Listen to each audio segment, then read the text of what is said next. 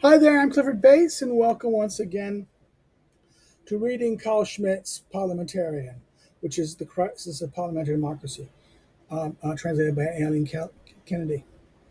Um, we're in book chapter two of the book, which deals with parliamentarianism, and I've just broke up chapter two a little bit more than other chapter the previous book chapter one, because it was just too long, and I thought the clear divisions here, though it's not the divisions weren't listed in the outline or the table of contents, does give their break it up a little bit. And I've been doing the five. There's the introduction. Chapter two was basically an introduction. It's about parliamentary structure, which then dealt with the general introduction of it. Then it gave the first one openness, and the next one balance of the question of the balance of power, separation of power, right? So this is the themes that define parliamentarism in that sense. So let's go look at the second section, the division slash balance or bracket balance of power. In modern parliamentarism, the belief in the public opinion is bound to a second, more or organizational conception. So therefore, there's the belief in public opinion and the question of openness of public opinion, right? That's how openness is tied to public opinion. Now, this is the second conception, an organizational conception, the division or balance of different state activities and institutions. Here, too, the idea of competition appears, a competition from which the truth will emerge. So, therefore, again, this idea that we only discover truth through a competition of opinion. This is also this division. This organizational division is kind of a mechanism by which truth will appear also through a competition of these different functions or institutions, right? That Parliament assumes the role of the legislature in the division of powers and is limited to that role makes the rationalism, which at the heart of the theory, a balance of power, rather relative, and as well now be shown, it distinguishes the system from the absolute rationalism of the Enlightenment. Okay, this idea. This is why this is not the absolute rationalism. This rationalism of competition of legislative is hiding the parliamentary is different from the absolutism in that sense. One does not need to waste many words on the general meaning of the idea of balance. Okay, balance is uh, of the images typically reoccur in the history of political thought, the state and state theory. The whole systemic investigation has not yet begun. For example, as the state as a machine, the state as an organism, the king as the arc, as keystone of an arc, as a flag, or as the soul of the ship. Okay, this is the metaphors, key metaphors in that sense. That the state as machine, the state as an organism, the state, the king as the keystone of an arc. The arc, the arc, I guess the arc keystone is that holds the arc together, right? And then as a flag or a symbol in that sense, or the soul of a ship, right? The imagery of balance is most important for the modern age. Since the 16th century, the image of balance can be found in every aspect of intellectual life. Woodrow Wilson was certainly the first to acknowledge this in his speech on freedom, right? Quote, bracket, semicolon, right? Intellectual life bracket. That Wilson does this, and he says a balance of trade in international economics, the European balance of power in foreign politics, the cosmic equilibrium of attraction and repulsion, right? The balance of passions in the works of Malebach and Shaftesbury. There's the passions and balance. Even the balanced diet is recommended by J.J. Moser, right? The idea of balance by, the idea of balance in the sense, right? The importance for the state theory of this new universally employed conception is demonstrated by a few names: Harrington, Locke, Bolingbroke, Montesquieu, Marlborough, De Monts, Federalist, and the National Assembly of 1789. To just give two modern examples of Maurice Haroux in his Principles of Public Law, Public Right, applies a notion of an equilibrium to every problem of the state and administration. And the enormous success of Robert Redsleb's definition of parliamentary government in 1918 demonstrate how powerful this theory is even today. Uh, Again, I'll just go to here quickly. This is 17 regarding Redsleb's, right? Well, actually, yeah, it's actually the note is towards Maurice Hello's. And Redsleb's book is called the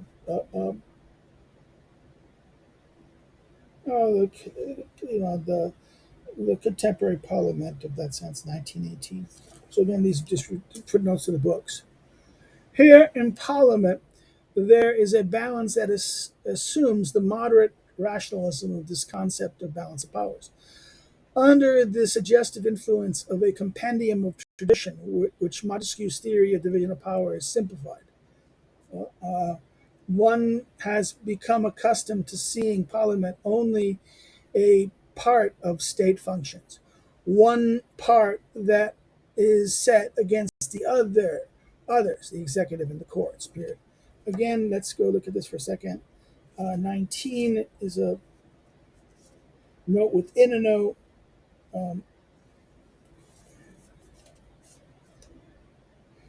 this is a point is a translator note to the part of spirit of the laws, right? Um, about passage of this. And this is to the edition of that, and also to Martin Kingsley's French liberal thought in the 18th century by University of Chicago Press as well as the point of this. Um, so,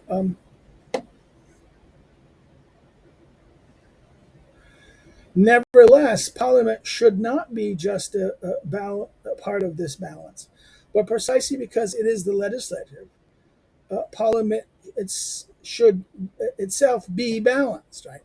It should not be just a part of a balance because it's the legislative. It in itself should be balanced. This depends on a way of thinking that creates multiplicity everywhere, so that an equilibrium created from this immanent dynamic of systems of negotiation replaces absolute unity. This idea that there was absolute unity versus systems of balancing like this. This thinking, right? First, through this process, through this process, I think there's an error, text error here, and I don't ask too many. Can the legislative itself be balanced and the mediated either in a bicameral system or through federalism? But even within a single chamber, the balancing of outlooks and opinions functions as a consequence of this special kind of rationalism. So this is a special kind of rationalism, this kind of balancing, or it's even in other words, but even with a single chamber, the balance of outlooks and opinions function as a consequence of this. Right? And opposition belongs to the essence of a parliament. In every chamber, is an actual. There is actually a metaphysics of the two-party system. Normally, a rather banal sentence is quoted, usually from Locke, to justify the balance of power theory. This is note 20.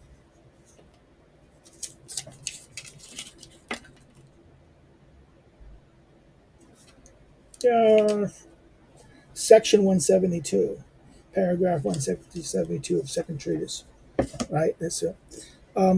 It would be dangerous if the offices which made the laws were also to execute them. That would be too much a temptation to the human desire for power. Therefore, neither the prince nor the head of executive nor parliament as legislative organ should be allowed to unite all state power in themselves. The first theories of division of power and balance of power developed, all after from the experience of the concentration of power in the Long Parliament of 1640.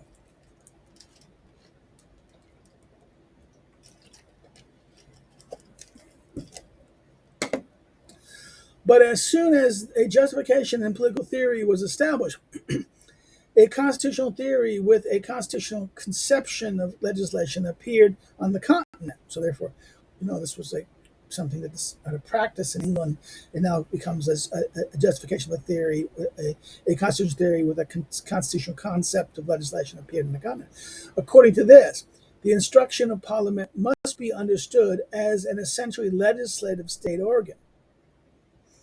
Only this legislative concept justifies a notion that is scarcely understood today, but which has held an absolutely dominant position in Western European thought since the middle of the 18th century, that a constitution is identical with division of powers. In Article 16 of the Declaration of the Rights of Man and Citizens of 1789 can be found in its most famous proclamation. And any society in which the separation of powers and rights is not guaranteed has no constitution. Right, that's a famous line. This has been even pronounced in the constitutional point, right? Yeah. Okay. There's no Schmitt note. That's useful explanation. That division of powers and a constitution, that the division of powers and a constitution are identical, and that this defines the concept of constitution, appears even in German political thought from Hegel to Kant to Hegel is given. So therefore, this idea that division of powers and constitution is the same thing, that's that. Ooh, interesting. This is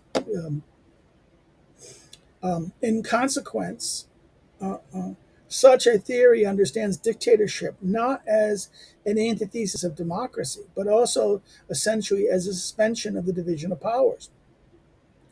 That is, as a suspension of the Constitution, a suspension of the distinction between legislative and executive. So I think we're going to stop here. Yeah, we're going to stop here. Let's see. This is going to be short, so I decided to break these chapters up because next thing we do is thing here.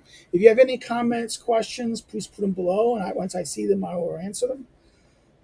If you liked it, like it. If you didn't like, or if you liked it, like it, share with a friend, get it out there. If you've not subscribed, subscribe, and share it with a friend. Encourage others to subscribe. Let's grow the channel a little bit.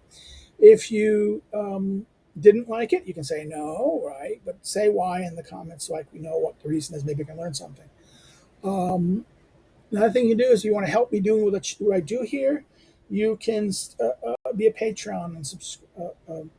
Well, I'm jumping the gun again. Okay, no. Let's go back. It goes, if you can follow me on social media, links are below. Okay, and you can also follow my academic. You want to know about my academic social media links there, which deal with my scholarship and my research and things like that.